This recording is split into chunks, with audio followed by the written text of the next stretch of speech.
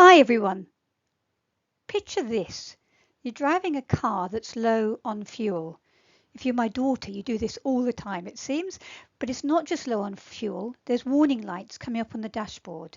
And there's strange noises from underneath the bonnet.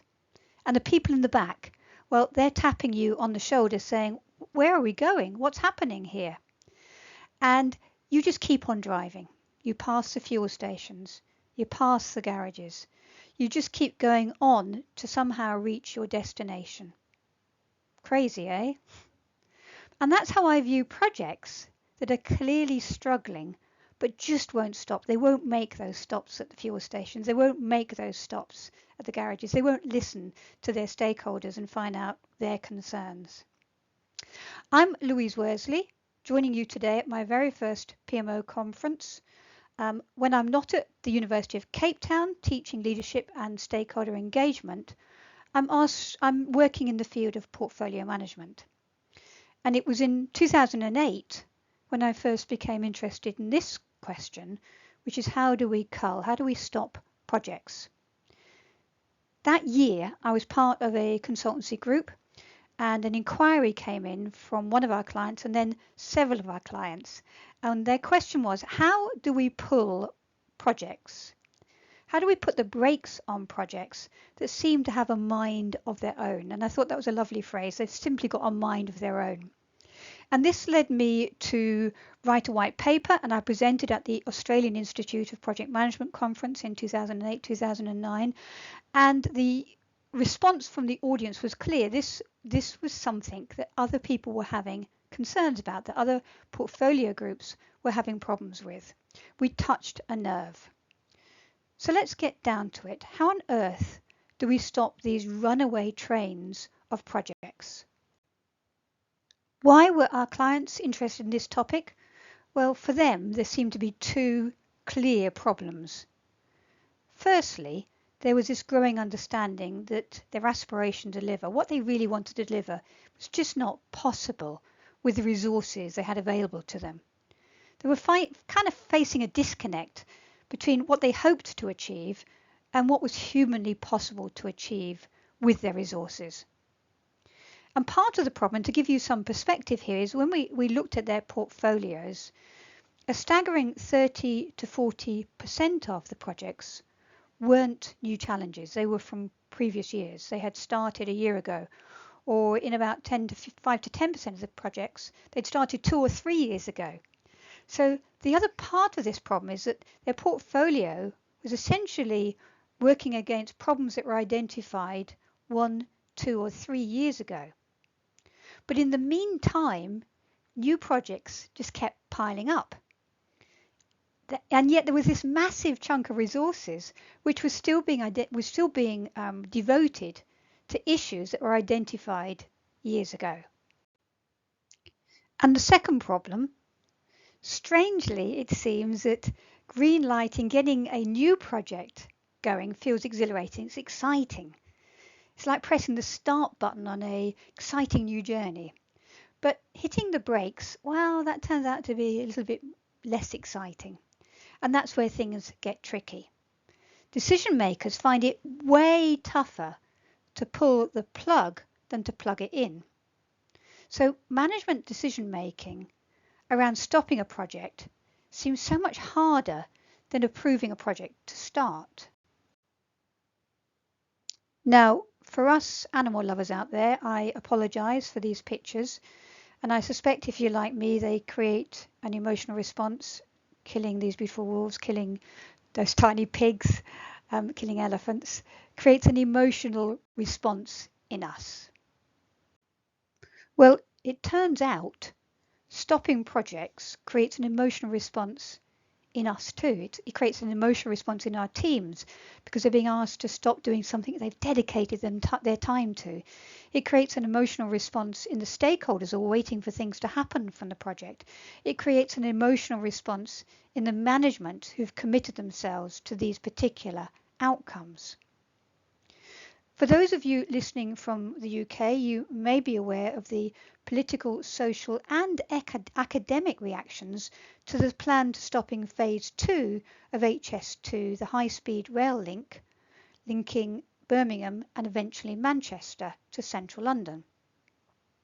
We now know the Manchester link is not going to happen, and there will be 32 billion saved, £32 billion saved, which is going to be used for lots of other great things. I'm sure it is. But no, just as an aside, the UK isn't the only place where high-speed train projects struggle. The Californian high-speed rail project to connect LA to San Francisco, well, it hasn't. For the $23 million, it's connected Merced and Bakersfield, kind of a bullet train to nowhere.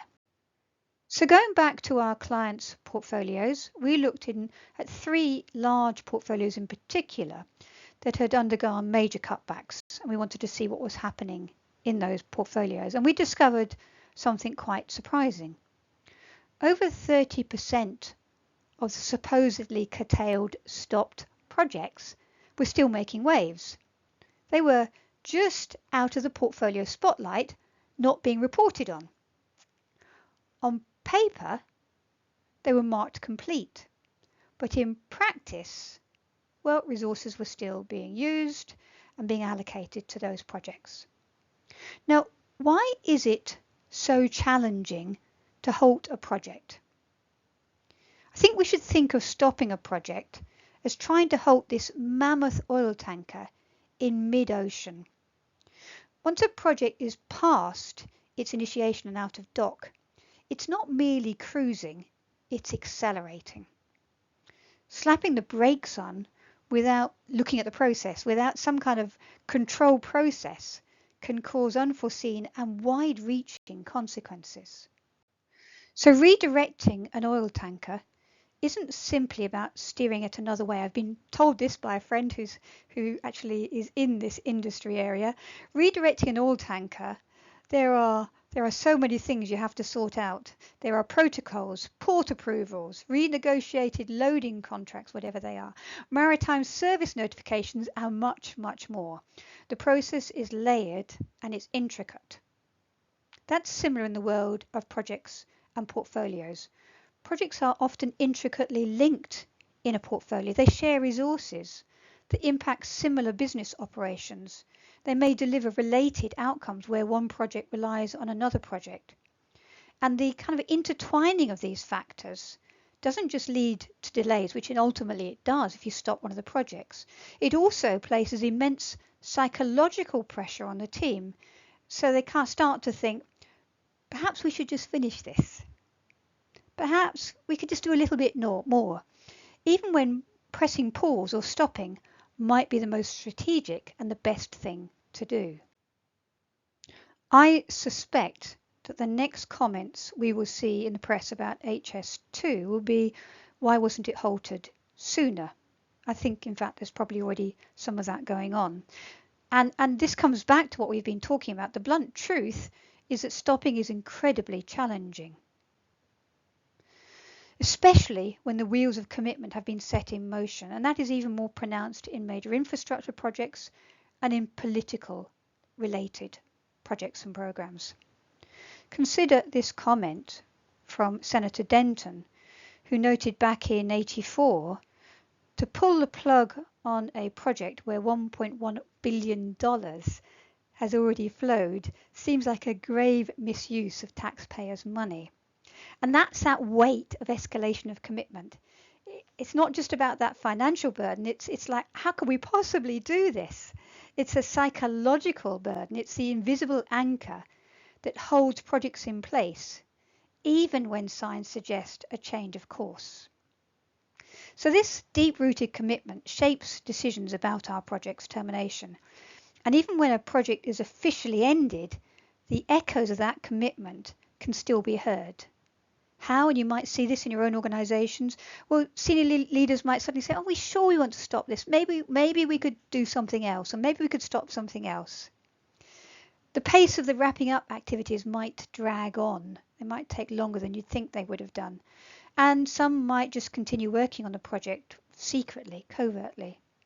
Or in one case we looked at on these portfolios, a more audacious case where the project just kept going and it just kind of hoped that another project would be killed instead. They just hoped, our project's okay, surely they'll just pick another one and we can keep going. So this "I've started, so I'll finish" commitment runs pretty deep, and its shadows can be very long. Two researchers ventured deeper into how these commitment levels shift over time. Their focus was on two what they thought of as pivotal areas, which was how the demand for information changes from our stakeholders over the life cycle of the project, and the evolving nature of the commitments, the need for project completion over the life cycle of the project. So at a project start, that thirst for information is almost unquenchable. They're coming to us asking lots of questions. They want to contribute. They want to ask questions. Why are we doing this? How much is it going to cost? How much from my budget? How much from her budget? They're striving to grasp that full picture and to understand the financial implications, the resource implications, the operational implications, the return on investment. And this quest for information is kind of what starts to build that commitment. People become very committed. Some people negatively, they don't like the project. Other people become very committed about this project is the right one to do. Yet as the project trudges forward, the frequency of these probing questions appears to go down, which is what this research is suggesting. And it's replaced by an overarching desire to, let's get it done. Let's finish the project. Let's get it wrapped up. Now, stage gates are supposed to be the governance way of reawakening this questioning, this inquisitive spirit in our stakeholders. But when we were looking at these portfolios, our client portfolios, there was a startling trend. Halting projects post that first stage gate was relatively rare. What we envisage as these rigorous checks often morph interchange into mere formalities, more like stage walkthroughs than stage gates. And the mantle of authorization, who was making the decisions about authorization, instead of it resting with these key decision makers after that first gate, it often got passed on to technical teams who were more suited to be able to make decisions about approvals and were not really suited to be able to make decisions about authorizations to proceed. And that dilutes the essence of a stage gate. And the consequence, well, a drift from an informed governance process to essentially procedural tick boxes. We've looked at the Herculean challenge of getting projects to stop, but there lurks an even greater monster. That is, once we've stopped a project, actually reaping the rewards of that halt. So halting a project in a portfolio can be a dual blow to portfolio performance. Firstly, because obviously you're stopping the benefits accruing from that project. But what if you don't get the closing down right, then you may not get the anticipated benefits from closing down that project coming back into our portfolios. So when sifting through projects and deciding which ones we should be getting rid of, which ones we should be axing, it's not just about the act of stopping. The real question is, can we really utilize the resources and expenditure being channeled into this project? Can we bring it back into the portfolio? If it's cost cutting is the primary reason for the axing of the project, can we genuinely sidestep those expenses? Can we sidestep the capital expenses? Can we sidestep the contractual expenses? And can we get that money back into our portfolio? If it's about liberating resources, how swiftly can we get at those resources? And are those resources we need in the other projects in the portfolio? And of course, there's the allure of fresh opportunities. We can use this now to do other projects. So if we're culling a project means freeing up resources for a promising new initiative, how soon can we kickstart it? When will its benefits materialize? Take Rishi Sunak's pledge of allocating 32 billion for enhanced northern transport.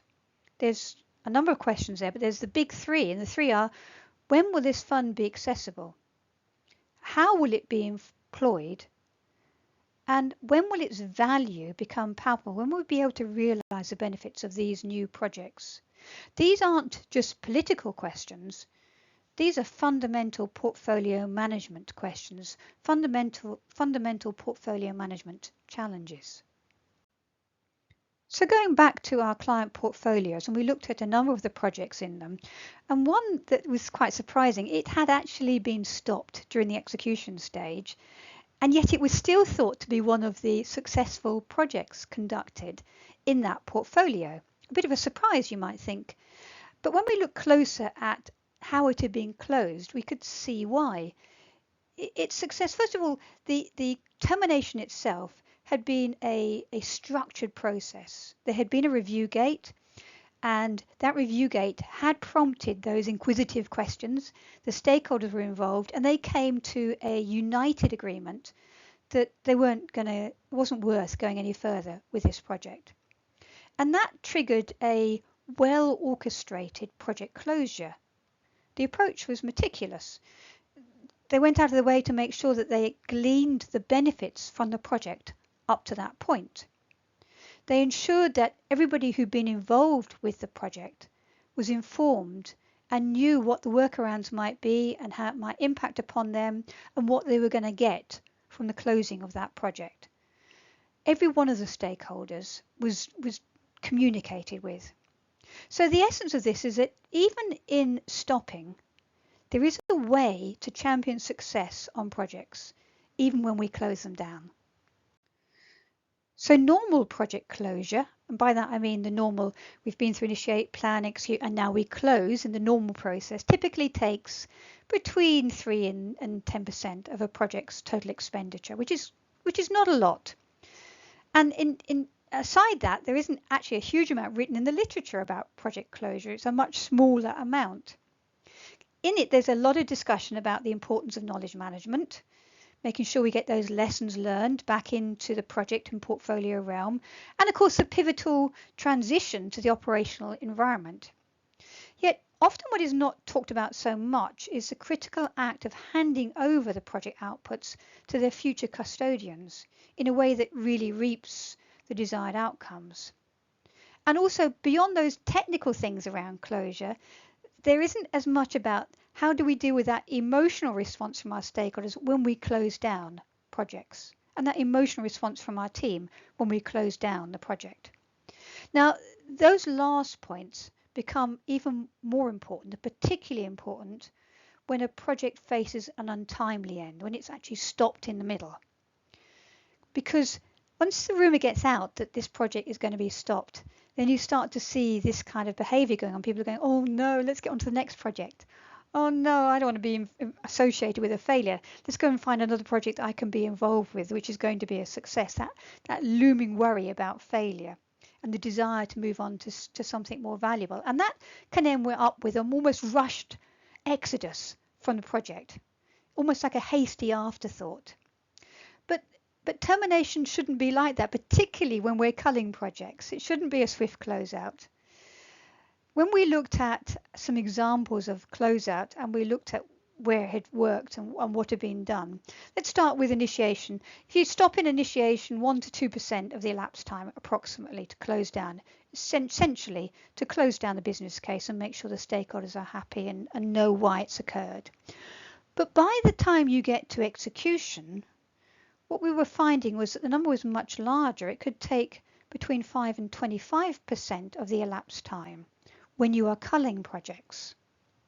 So to give you a feel for that, if you're on a project which is in the execution stage and it's been going for a couple of years, it could take up to 6 months to effectively close down that project. Now, HS2 has been going for, well, at least 6 years. So that's a real ocean tanker of a project stop. So when projects face this premature curtain call, this premature stopping, there's actually a heightened need for an elongated closeout. And this isn't just about tidying up, it's about salvaging residual value and ensuring that the culling injects tangible worth back into our portfolios. So in summary, if you're on a project where the engine's making a nasty noise or the stakeholders are tapping on your shoulder, then maybe it's time to stop at that petrol station. Don't prolong it unnecessarily. In our analysis, 30 to 40% of the projects in the portfolio were carryovers. That means that they were solving problems from 1, 2, 3 years ago, not solving today's problems. What's that like in your portfolio? Should you still be solving those today problems? And are those yesterday's problems stopping you from getting at today's problems? Initiating projects is thrilling, but halting them is more difficult, and it becomes a psychological commitment and logistical problem. And that's something we should be aware of as portfolio managers, is that if we do choose to stop a project, there will be this psychological barrier that we've got to take our stakeholders through, and we've got to take our teams through. And this is deeply rooted in both finances and emotion. And that can extend the time it takes for the project to terminate. Stage gates are there for a very good reason, and they're designed to ensure checks and balances. In practice, they often turn into mere formalities. So we need to use these stage gates, and we need to encourage that curiosity, that questioning in our stakeholders. And we need them to focus on things like, is it still valuable? Should we still be doing this? Is it worth doing? And we need to encourage that curious behavior at our stage gates. And stopping a project isn't just the end. If you're going to do it successfully, you need to ensure that the benefits are salvaged from the work done. The decisions are transparent. The stakeholders out there understand why the decision to stop the project has come about and what it means to them. And the case is that if you do a well-handled termination, you can still have a project success. And finally, the closeout phase, it's often underestimated in general, but it's even more important when we're culling projects, to have a process for being able to conclude a project. It's about strategically transitioning resources, knowledge, and ensuring that residual value is captured by the portfolio. So my argument is that process of culling is an essential part of portfolio management. When we talked to our clients, they all had excellent processes for selecting the projects into their portfolio, but not so good on how we stop projects, how we decide that some of these projects, and there will always be some projects, how do we have that process, and where is that process for allowing us to cull and to kill projects? If we don't have that process, then project culling becomes subjective, it becomes political, it becomes a tactical process which essentially encourages dog-eat-dog behavior. Well, let's just see who wins the scrap. So I leave you with this question. How does this resonate with your own experiences and your own state of affairs in your portfolios? Thanks so much for your time today. I hope you found this helpful. I'd love to hear from you. Here's my LinkedIn details. We'd love to know if you face a situation of having to kill a project, what that is like, whether you have a good process for culling projects, or whether you agree with me that we need to develop those processes better within our portfolio management approaches. Bye now.